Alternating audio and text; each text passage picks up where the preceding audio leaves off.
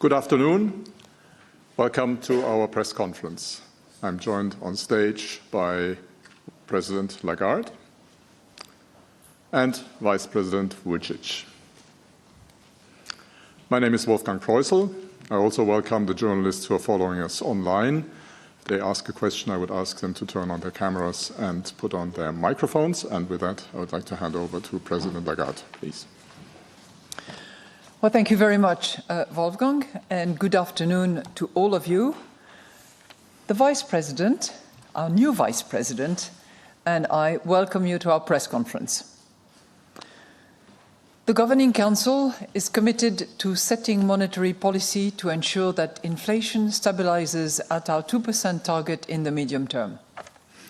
In line with this commitment, we today decided to raise the three key ECB interest rates by 25 basis points.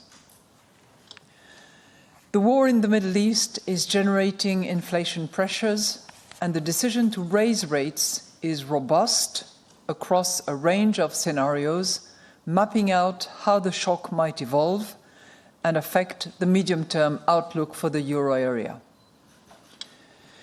In the baseline of the new Eurosystem staff projections, headline inflation is expected to average 3% in 26, 2.3% in 27, and 2% in 28.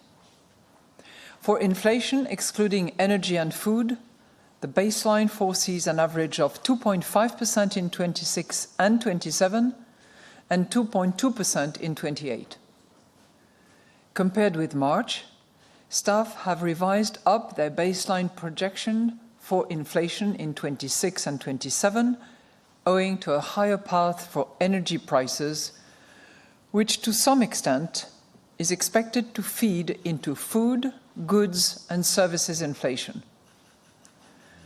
The baseline sees economic growth at an average of 0.8% in 26, 1.2% in 27, and 1.5% in 28. This is a downward revision for 26 and 27, reflecting a more pronounced impact of the war on commodity markets, real incomes, and also confidence. The outlook remains uncertain, with upside risks for inflation and downside risks for economic growth. The full implication of the war for medium-term inflation and growth will depend on the intensity and duration of the energy price shock, as well as the scale of its indirect and second-round effects. This uncertainty is also reflected in the broad range of outcomes for inflation and growth in the updated illustrative scenarios put together by Eurosystem staff. These will be published with the staff projections on our website. With today's decision, we remain well positioned to navigate the uncertainty caused by the war. We will closely monitor the situation and follow a data-dependent and meeting-by-meeting approach to determining the appropriate monetary policy stance. In particular, our interest rate decisions will be based on our assessment of inflation outlook and the risks surrounding it, in light of the incoming economic and financial data, as well as the dynamics of underlying inflation and the strength of monetary policy transmission. We are not pre-committing to a particular rate path. The decisions taken today are set out in a press release available on our website. So I will now outline in more detail how we see the economy and inflation developing, and will then explain our assessment of financial and monetary conditions. Let me first look at the economic activity. Adjusting for a temporary factor in Ireland, the euro area economy grew in the first quarter, supported by domestic demand and exports. Yet the war in the Middle East is weighing on activity, and surveys are pointing to a slowdown, especially in services. Manufacturing has held up so far. In part, this is because firms have been building up stocks to cope with supply chain pressures. It also reflects higher defense spending. The labor market remains resilient. Unemployment at 6.3% in April remains close to historical lows. The first quarter saw additional jobs being created, although at a slower pace than in the last quarter in 2025. Labor demand has cooled further, and firms and households expect the labor market to weaken. Looking ahead, staff now expect domestic demand to be weaker than they projected in March as the war weighs on confidence and higher energy costs erode real incomes. At the same time, household balance sheets are solid overall, and consumption should remain the main driver of growth. Higher energy costs and lower confidence will dent private investment in the short run, but it should be underpinned by firms investing in new digital technologies. Government spending more on defense and infrastructure should continue to support public investments. These factors are expected to provide some cushioning against the fallout from the war. The Governing Council highlights the urgent need to strengthen the euro area economy while maintaining sound public finances. Fiscal sustainability is a crucial anchor for broader economic stability. Fiscal responses to the energy price shock should be temporary, targeted and tailored, as emphasized in the European Commission 2026 European Semester Spring Package. Reforms to enhance the euro area's growth potential and accelerate the energy transition to reduce reliance on fossil fuels are more vital than ever. Completing the savings and investment union is key to funding innovation, supporting the green and digital transition, and improving productivity. The digital euro and tokenized wholesale central bank money will enhance Europe's strategic autonomy, competitiveness and financial integration, and will boost innovation in payments. It is thus essential to swiftly adopt the regulation on the establishment of the digital euro. Simplifying and harmonizing rules across the EU single market will help European firms grow faster. Let me now look at inflation. Inflation rose to 3.2% in May, from 3% in April. Energy price inflation ticked up to 10.9% in April, while food price inflation fell from 2.4% to 2%. Inflation excluding energy and food picked up to 2.5% from 2.2% in April, as goods inflation edged up to 0.9%, and services inflation increased from 3% to 3.5%. Domestic cost pressures eased in the first quarter, supported by slower growth in wages and profits.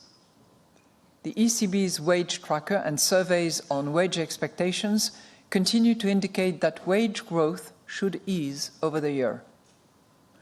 However, it is becoming more expensive for firms to source other inputs, and they therefore expect to put up their selling prices. Moreover, some indicators of underlying inflation have already been driven higher by the energy shock. Inflation expectations over shorter horizons remain well above levels before the outbreak of the war in the Middle East. At the same time, most measures of longer-term inflation expectations stand at around 2%, supporting the stabilization of inflation around target in the medium term.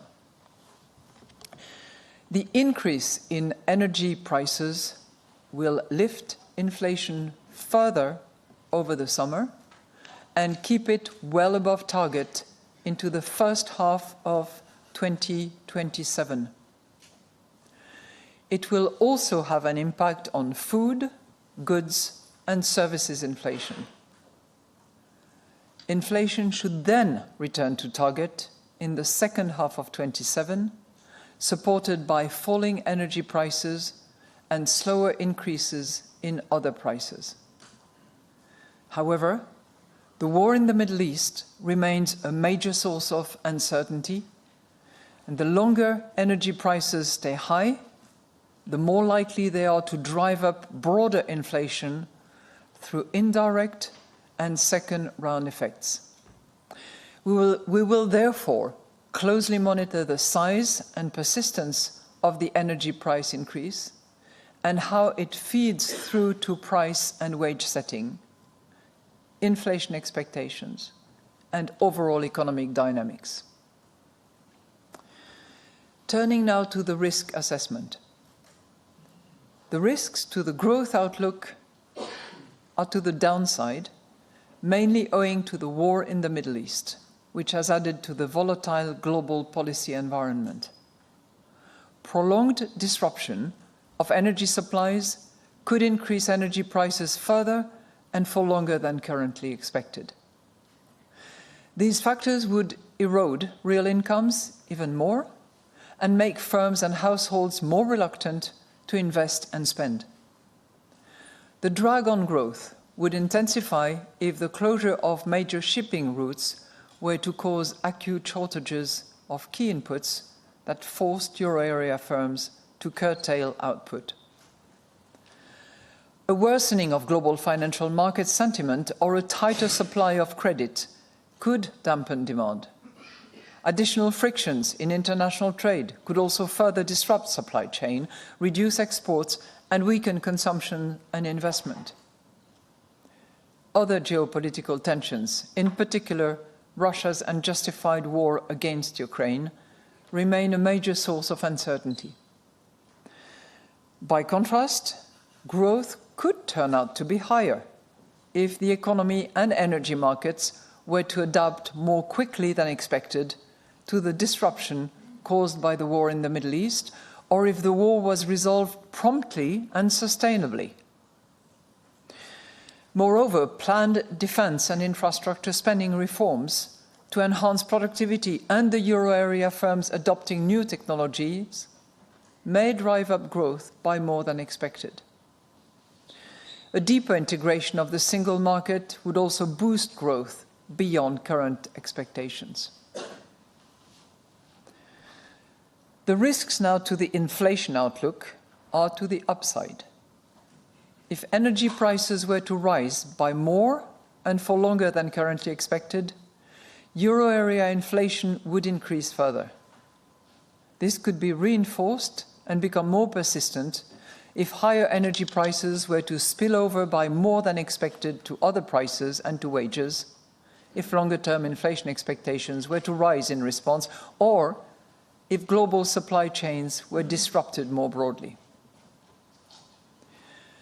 Ongoing trade tensions could also give rise to more fragmented global supply chains, curtail the supply of critical raw materials, and worsen capacity constraints in the euro area economy. Extreme weather events and the unfolding climate and nature crisis more broadly could drive up food prices by more than expected. By contrast, inflation could turn out to be somewhat lower if the economic effects of the war in the Middle East proved to be more short-lived than currently expected, or if indirect or second-round effects prove less pronounced than anticipated. More volatile and risk-averse financial markets could weigh on demand and thereby lower inflation as well. So looking now at the financial and monetary conditions. Financial conditions are broadly unchanged since our last meeting, but remain tighter than before the war. The cost of issuing market-based debt rose to 4% in April from 3.9% in March. Bank lending rates for firms remained at 3.6% in April and mortgage rates at 3.4%.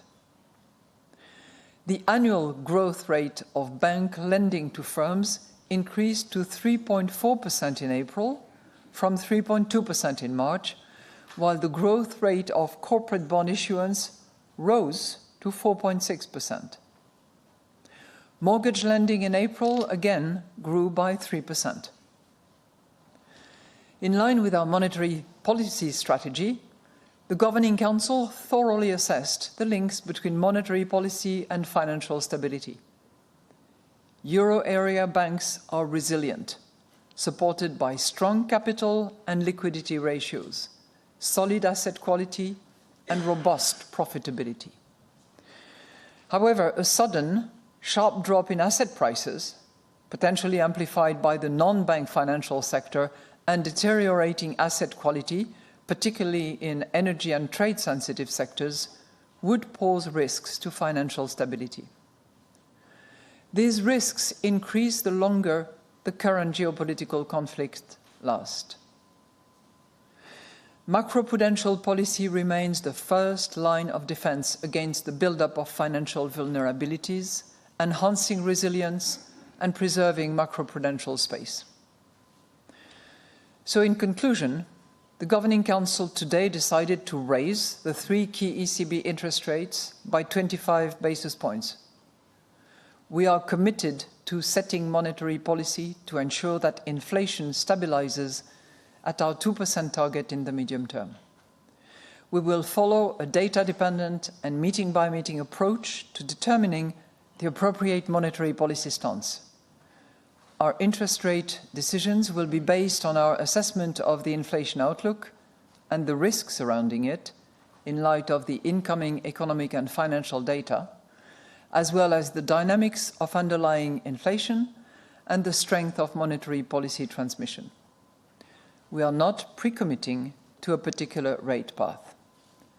In any case, we stand ready to adjust all of our instruments within our mandate to ensure that inflation stabilizes sustainably at our medium-term target and to preserve the smooth functioning of monetary policy transmission. And we now stand ready to take your questions. The first question today goes to Balazs Korani of Reuters. Balazs, please.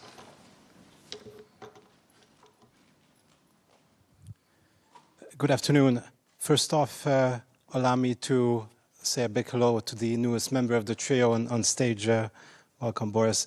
President Lagarde, could you give us a flavor of the debate today? Were other options discussed, perhaps a hold, perhaps a larger increase? What were the arguments put forth in the discussion? The second question is about your reaction function. I'm curious how many more rate increases are embedded into the staff projections. What do you need to see to deliver on those? And will you have that sort of volume and quality of data available to you by July to make an informed decision? Thank you very much for your question, and thank you for greeting the three of us, and particularly Boris, our new Vice President. So the decision that we took today to raise by 25 basis points our three interest rates was a unanimous decision, without reservations. We did not discuss or debate any other alternative proposal, and the one that was predicated on the Eurosystem staff projections and the recommendations of our chief economist was unanimously endorsed. No discussion of others.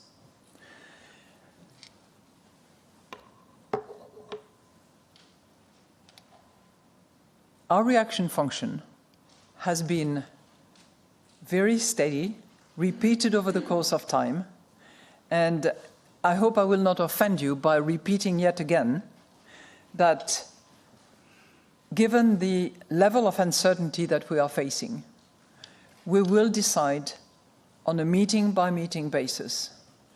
We will be data-dependent. There will be no preset rate path in our considerations.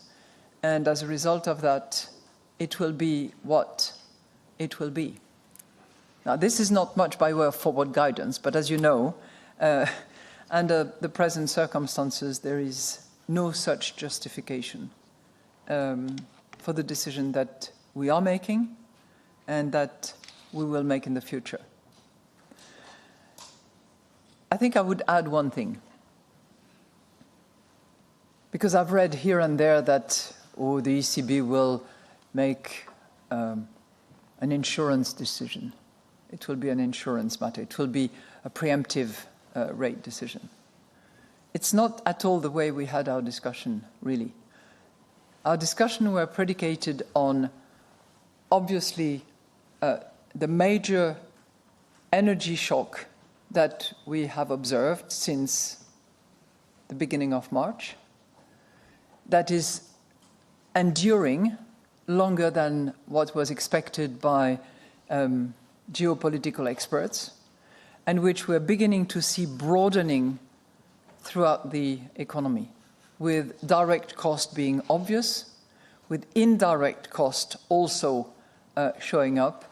And as I said, we will be monitoring attentively any further consequences of this major energy shock.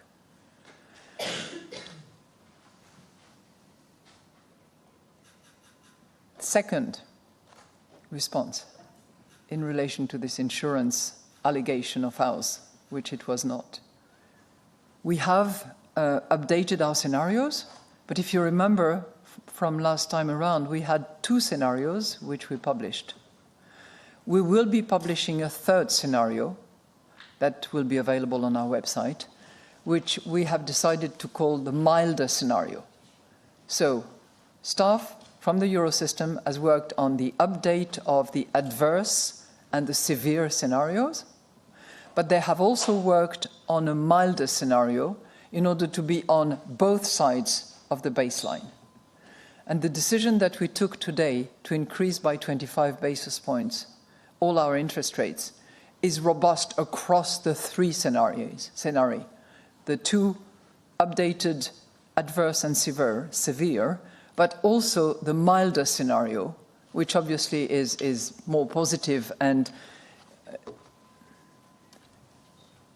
something that we should not neglect, but which is at this point in time unlikely to materialize. But we still thought that it was our duty to look at both sides. And on all accounts, our decision stands. And if we were not taking that very obvious monetary policy decision, then at the end of the medium term that we look out for projection purposes, we would be north of our target. So I hope I have covered your question. Next question to Annette Weisbach of CNBC. Annette, please. Thank you very much. Madame Lagarde, I have 2 questions, obviously. I would like to ask you about the recent uptick in core inflation. We've seen that service prices are on the rise. So is that, in your opinion, already a sign that we're seeing first signs of second-round effects? And then my second question would be, where are we in between all these scenarios? Are we closer in the adverse camp? Are we approaching the severe camp? What's the opinion of the ECB? Thank you very much. Well, on the services inflation, as you will have seen, it has moved from 3% to 3.5%, which is a significant increase. Now, obviously, what we need to understand better is what is under the skin of that increase and how we can distinguish between what is, the direct and indirect consequence of the energy prices' significant increase, or whether there is something else.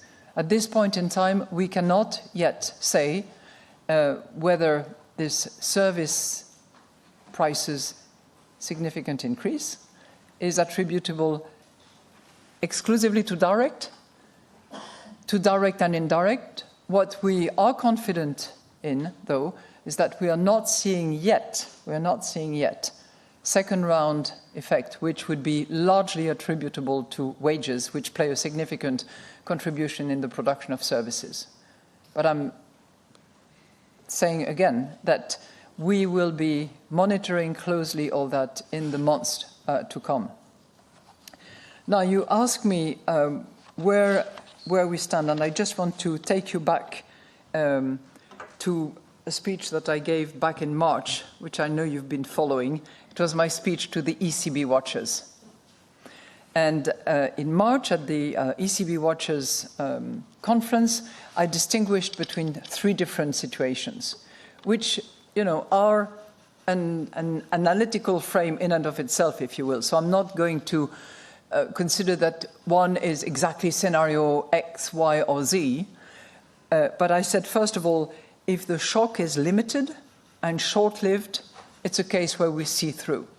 Now, obviously, we do not find ourselves in this situation because we have decided, and we think that it's a monetary policy that stands firmly on its own and that is robust across all scenarios, but we are not in that sort of let's see through, is going to be short-lived and small. The second situation that I referred to is the situation where the shock produces a large, though not too persistent, overshoot, in which case a measured adjustment of policy is needed. Okay? The third case that I referred to in that ECB watchers speech is the situation where we expect inflation to deviate significantly and durably from target, in which case the response must be appropriately forceful. So I leave it to you to decide which of the three. I've already eliminated case number one, which is clearly not a situation where it's short-lived and rather small. This is not the case. The decision we've made is not a forceful decision either, right? 25 basis points is a decision which clearly is a signal and is necessary given the economic situation that we have, given the uncertainty that we are navigating, given the inflation outlook that we have and the projections that have been produced by the Eurosystem staff. Next question, Alex Weber of Bloomberg News. Alex, please. Good afternoon. Thanks very much. On the sort of measured adjustment that you might be doing, does the neutral range? What I said, you concluded that. Yeah. But does the neutral range play a role in your thinking in that regard? Is 2.5% for the deposit rate an important threshold, or could a measured adjustment also mean a slight step into restrictive territory? And then secondly, so before today, there were quite a few economists who've warned that a rate hike in the current environment would be a mistake. Did you reflect on these comments, and what's your response to this? So, to the risk of disappointing you, we have not discussed the neutral rate nor the range of neutral rate.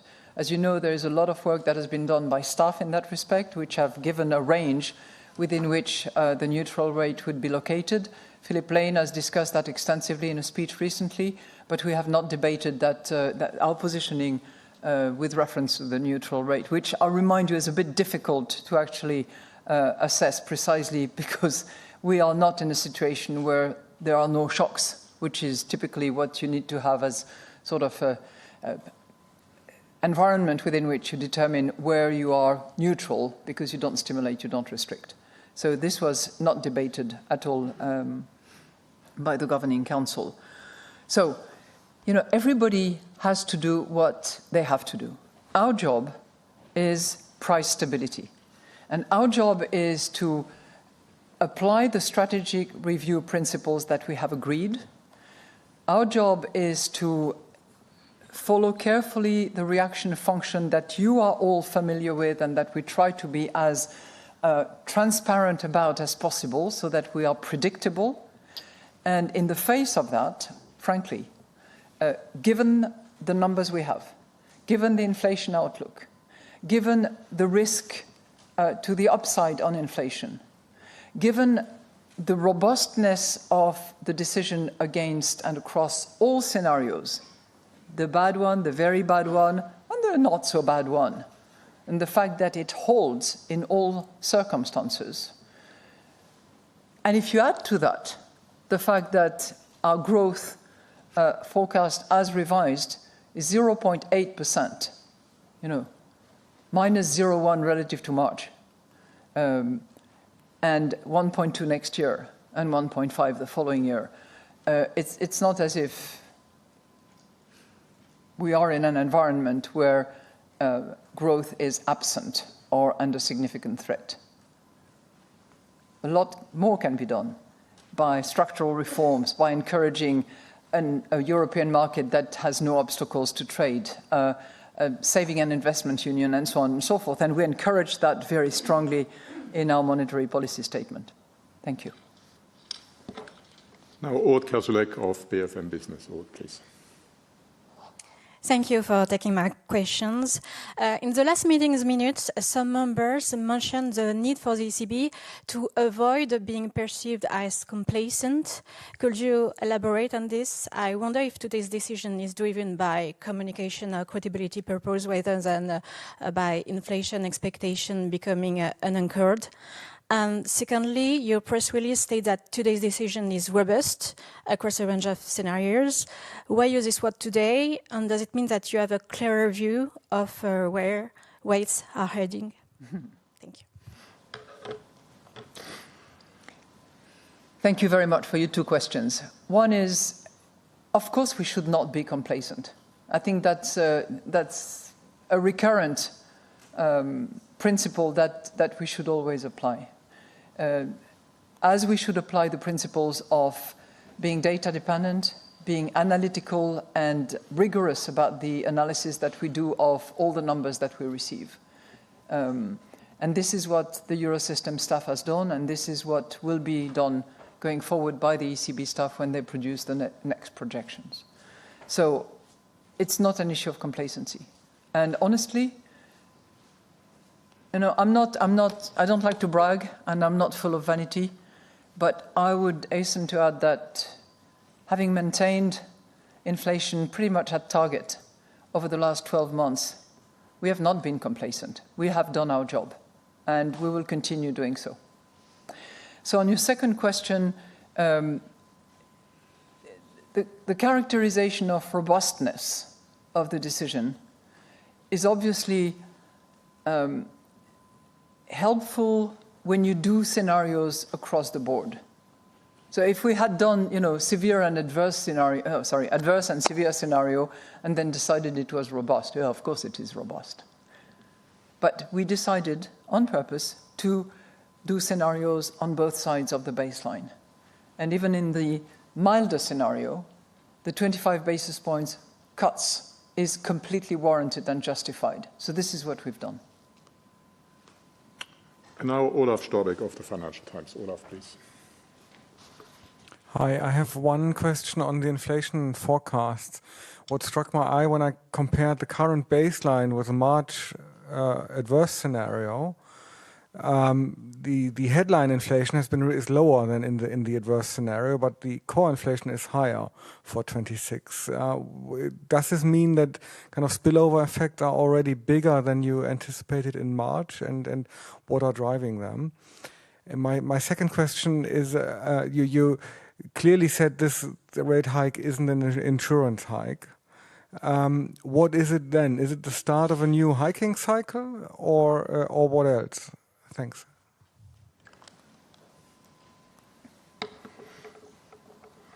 Well, thank you very much for your two questions.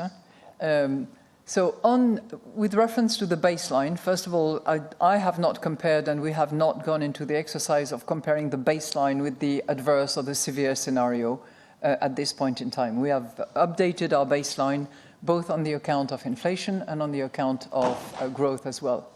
With the caveat of Ireland, which is a case in point of international companies organizing their business in such a way that it impacts in an interesting way the Irish numbers. But so what we have done is that we've updated the baseline, and I think the best thing that can be done is to compare the adverse scenario prepared in March with the adverse scenario compared with June. I think that is more relevant than baseline versus last time around adverse. And as I told you in the earlier phase of our discussions today, we are beginning to see a broadening of inflation throughout the economy. And that is obviously in terms of direct effect, but also in terms of indirect effect.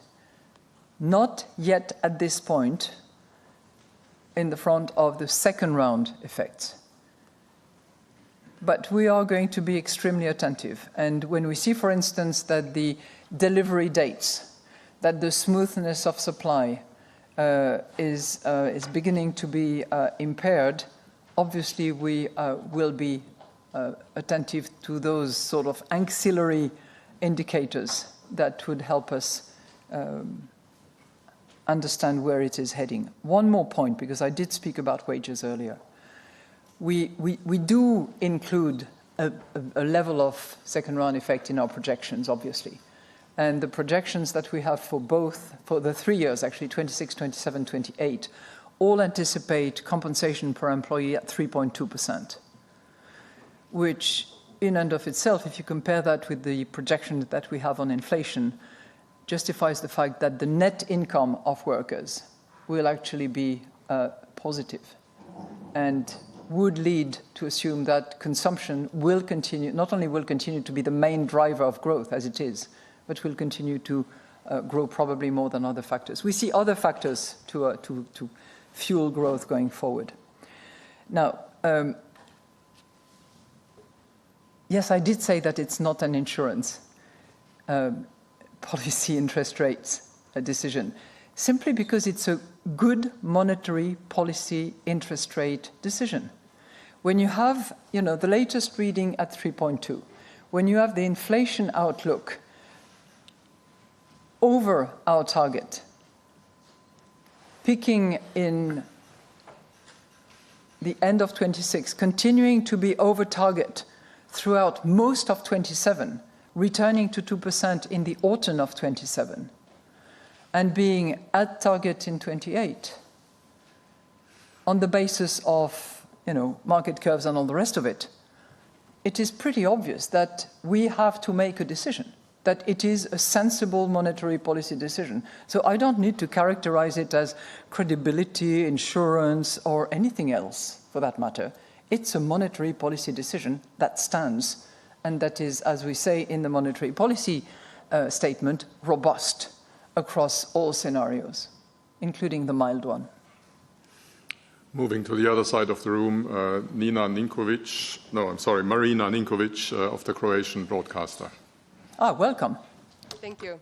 Hello, I have a question for Madame Lagarde. Croatia is one of the newest members of the Eurozone, yet for many months it continues to experience rather high inflation rate, way above the EU average. What do you have to say to the citizens that are concerned about this? Thank you. Well, thank you very much to your question. We are, of course, delighted that Croatia is a member of the euro area, and I and all governing council members and members of the executive board are delighted to have the Croatia National Bank, I was going to say former governor, being now a member of the executive board and the new vice president of the ECB. It's a great representation, and it brings, diversity amongst the group, and it's really a blessing that Boris has joined us. But turning to inflation, of course we're concerned about inflation, but we are not just concerned about inflation in one member state or the other, because our job at the ECB is to look at the whole of the euro area. And our concern, as I said earlier on, is that we see the energy price inflation, 10.9% at the moment, broadening throughout the economy, which is why we are making this decision today. Broadening, inflation outlook, underlying inflation, all of that point in the direction of having to make a decision of increasing interest rates. So, because our mission, our mandate, is to restore price stability, we make those decisions. And we are driven by that objective, price stability. Thank you. Next question goes to Klaus-Rainer Jakisch of the German broadcaster HR. Good afternoon. Mrs. President, given some of the statements of members of the Governing Council previous to this meeting, one could have expected that the projections for the inflation is much higher. Can you give us a little bit of a flavor how serious this inflation crisis is actually, perhaps compared to previous ones? And the second question, as you know, there's already a lot of criticism despite this very moderate rate hike, especially by the unions who fear that growth could be dampened even further. What do you say to them? Thank you very much. Well, thank you very much. As I said, our mission, our mandate is price stability. We have defined price stability for our strategy review and our purpose of making decisions at 2% in the medium term. When you see inflation picking up in the way it does, broadening throughout the economy, when you see inflation outlook north of that 2% target and only returning to 2% at the end of our projection horizon, when you see risk to the upside, to us, this is inflation that needs to be taken into account and that needs to be addressed. So I don't know, what other governors in whatever publication or interviews you refer to alleged that it would be higher inflation. But we do have inflation that is too high for our citizens, that is too high for the purpose of price stability as well. And we will address that because our commitment is price stability. Your second question was about the risk resulting from this decision. First of all, I would observe that the main risk would be not to take that kind of decision.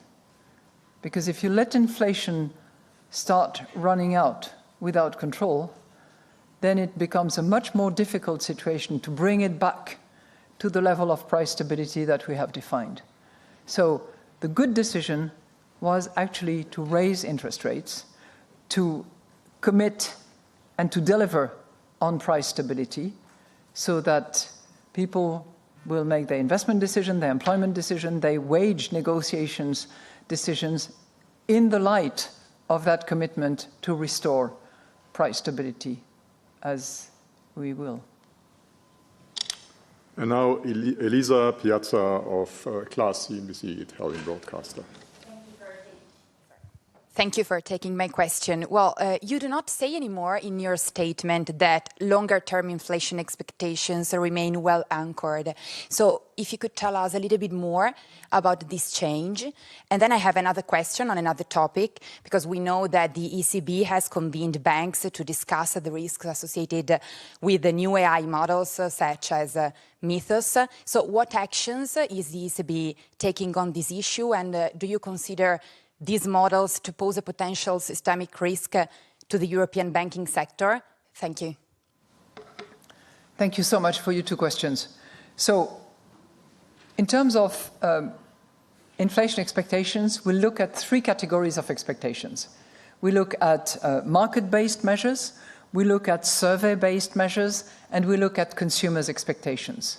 And we try to understand exactly where those expectations stand between the short term and the medium term that is relevant for our monetary policy decisions.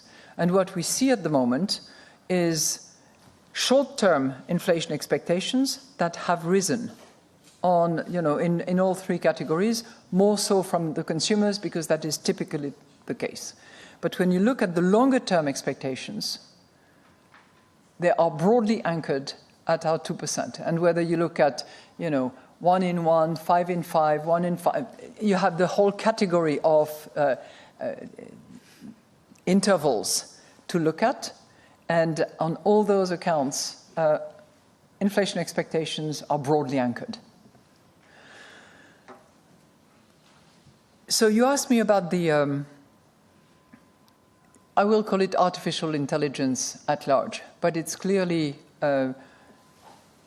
the most recent development of artificial intelligence, whether it's by Anthropic or by OpenAI or by other major developers and investors in artificial intelligence, or whether it's from other countries, we are seeing significantly new, faster, more intrusive developments.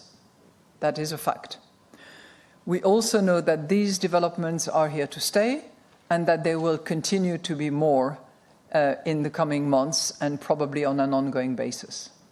So that calls for, two categories of responses. One that addresses our own central bank. Are we at the ECB and other national central banks around in the Euro system well equipped to actually resist potential intrusion, potential hacking, potential negative intrusion that would be using those tools? And this is work that is underway, and this is one that we take very seriously, because obviously we are a central part of the financial world. The second, which is more under the remit of the SSM, has to do with how we help, flag, call the attention of all the banks that we supervise to make sure that they too, and I know that they do, but that they too pay particular attention in order to protect themselves and make sure that possible intrusion that operate at a fast pace are not going to hurt them. So I think everybody is looking at this very carefully. We do not all have access to the latest system, the latest tools of some of those developers that I have mentioned, but there are ways, not necessarily using the ultimate state-of-the-art and latest version, but there are ways to actually protect ourselves, do the necessary patching, and make sure that we are as secure as possible. So this is all of that is taking place. So that's one category. I think there is another category that is, worth discussing, which has to do with how governments, how sovereigns actually respond to these risks, of which I think we are seeing maybe the top of the iceberg, and for which more significant risk should be anticipated, and possibly joint framework, joint governance should be discussed at a higher level. But for the moment, at our limited level, as a central bank, we do what we can in response to these developments that are here to stay. Thank you. Last question today goes to Arturo Lopo of the Spanish broadcaster RTVE. Arturo, please. Thank you for taking my question. Mrs. Lagarde, what would you need to happen to make today's rate hike decision to reverse? What if under these current circumstances of massive uncertainty, how much time do the ECB or the Governing Council would need to discuss or to consider reversing this rate hike? And as a second question, in this case, you have talked about this is not an insurance rate hike. This is not a cycle. This is not the beginning of a cycle. But at the same time, which are the other components that could play a bigger role on pushing up the floor of the interest rates in the Eurozone? Which is the future good place to be that you have been talking about in the future? The previous 2%, which is the new, under these circumstances, which is the new 2% in the interest rates here in the Eurozone? Thank you.